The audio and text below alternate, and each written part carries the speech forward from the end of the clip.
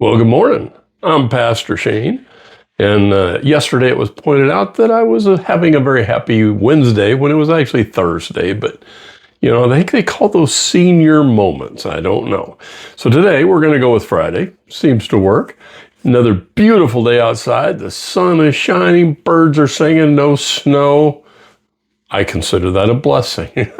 So we're continuing our thought-provoking Bible verses. All right? Thought-provoking. So Romans 14:23 says, "And everything that does not come from faith is a sin." Ooh.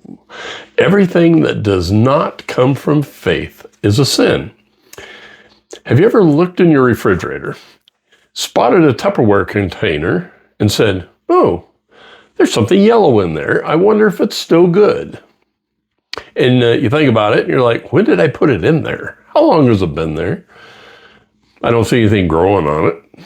Take a smell. Take a whiff. All right, now here's the deal. If you actually take a bite of it, how smart is that? Because your gut is telling you, your conscience is telling you, leave it alone. Pitch it. Throw it away. And so it's like your heart is telling you, listen, it's been in there. You don't know how long it's been in there.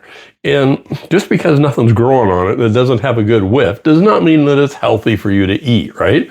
And so you're ignoring your doubts, right? And so the question is, if you have to talk yourself into it, it's not faith, okay? If you have to talk yourself into taking a bite of that, whatever it is in the Tupperware container, that's not faith. That's being reckless, right? And so this verse, that which is not of faith is sin. It carries a lot of weight because Paul isn't talking about the big sins. He's not talking about murder. He's not talking about theft. He's not talking about adultery. No, he's talking about the heart behind the actions. Why do we do what we do? So he's just warning believers that life isn't just measured by your actions, by what you're doing, but by the heart that's behind your actions, okay? Think about this. Every believer fights two battles. We have a visible battle and we have an invisible battle. The battle is our outward, our choices, our words, our habits, our actions. We have some outward stuff. And then there's an invisible battle. That's our motives, our values, our conscience, our faith. Ooh, internal. We can't see it. We experience it, right? So Romans 14:23 is like pulling back the curtain on that second battle. It's saying, listen, when you hit gray areas, decisions that aren't really clear, decisions you're struggling with, well, you need to listen to your faith. Listen to God speaking to your heart. So it isn't just about what you do, it's about why you do it. Is God okay with it? See, in Romans chapter 14, the whole chapter, the church, the believers were arguing about foods that were acceptable. Were some foods sinful to eat? What days are sacred? Are there some days that are good, some days that are bad, some days that you should, and they're talking about activities. Are some activities spiritually safe or some not spiritually safe? So these are conscience battles, okay?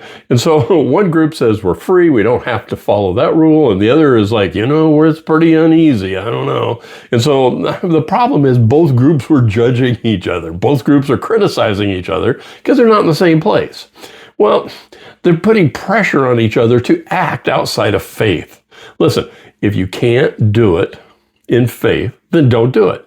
So faith is like trusting God to act and give yourself a clear conscience before God, okay? Paul's basically saying, listen, if you can't thank him, don't do it. If you can't imagine Jesus doing it, don't do it. If you can't feel without an inner hesitation, don't do it.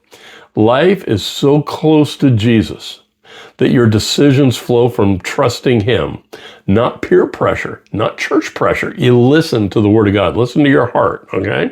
Give you 3 quick questions, all right? That'll help you with this. This has to do with decisions, okay? So number 1, can I do it with a clear conscience before God? If not, no. Number 2, can I thank God for this activity? While you're doing it, can you thank him? No. Well, it's not faith. It's something else. Number 3, will this strengthen or weaken my walk with Christ? Faith always strengthens. Faith always draws you closer to God, makes you more sensitive to him. Listen, these questions are not to restrict your life. They are to protect your joy.